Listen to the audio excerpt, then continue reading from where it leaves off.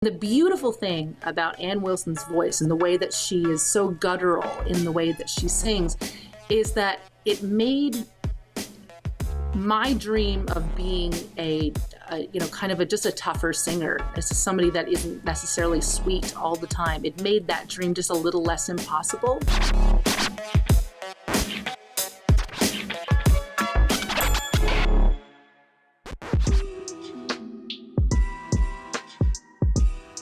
If I'm stranded alone, either on a desert island or on the moon, possibly Mars, I mean, that's coming up. The first album that I would want with me is actually Tom Petty, Wildflowers.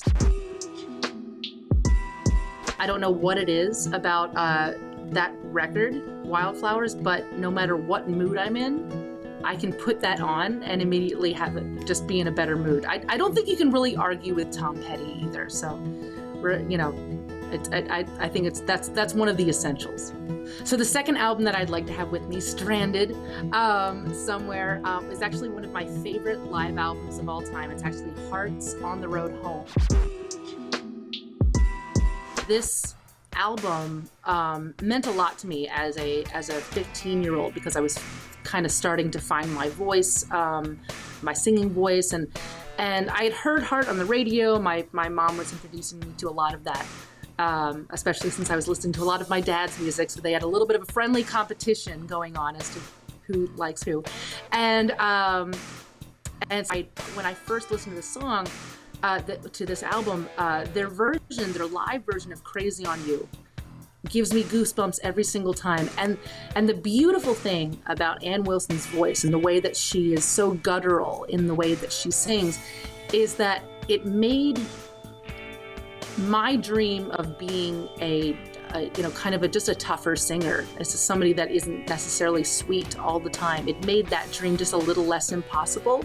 It bridged the gap between all of the guy music that I liked, and then you kind of see a woman doing it in all of her power with all of that confidence. And all of a sudden, that's just all I wanted to be.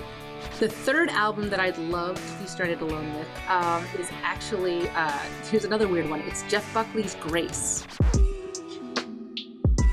I love this album. I love Sketches for My Sweetheart too, but Grace kind of changed my life. What an immense vocal talent.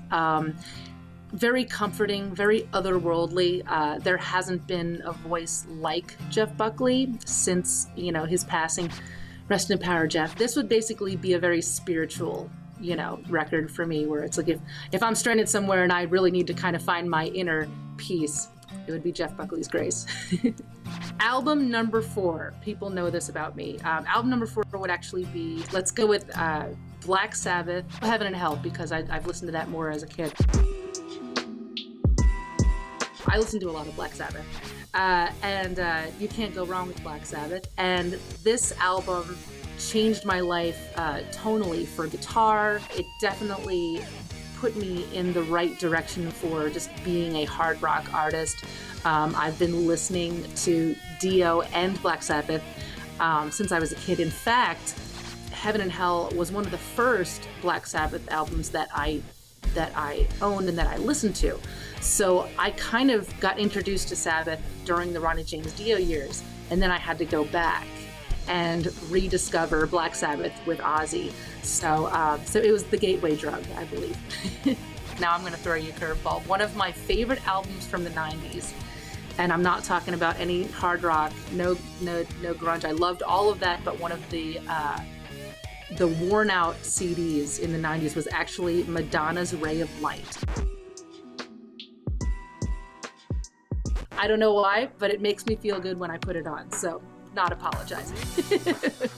It's a really meditative record, and she's playing a lot of acoustic guitar on it, and I believe that was her maiden voyage. Maybe that's why I like it, because there is some kind of truth to it. She's trying to discover herself, but in a different way, which, of course, Madonna living like 9 different lifetimes. Now, here you go. Let's just add one more thing. But yeah, I don't know why I like that record so much. But it's still part of the playlist for some reason. So the new single is called Back from the Dead, and it kind of came about in the 11th hour of writing, just doing the last bit of writing for the record. As you know, and as everybody knows, it's been a really weird year and change, and we've all been creative and trying to find, you know, new outlets and new ways to just satisfy that rock and roll bug, you know. And I wanted to have a song that was pretty much right on the nose, something that I would want to say. Like, it was something that I was struggling with for a second, you know, like, okay, first time back, first time I get on a stage in front of people. I got the guitar on, we're about to start the set. What do I say? What do I say? And so this song is basically a reintroduction, you know, and also it's triumphant because you were saying basically that all of us together, we are now in this communion, and, you know, at the rock show, all walks of life, we've survived this. We've come out on the other side, and we're back, baby. Nothing's gonna hold that down.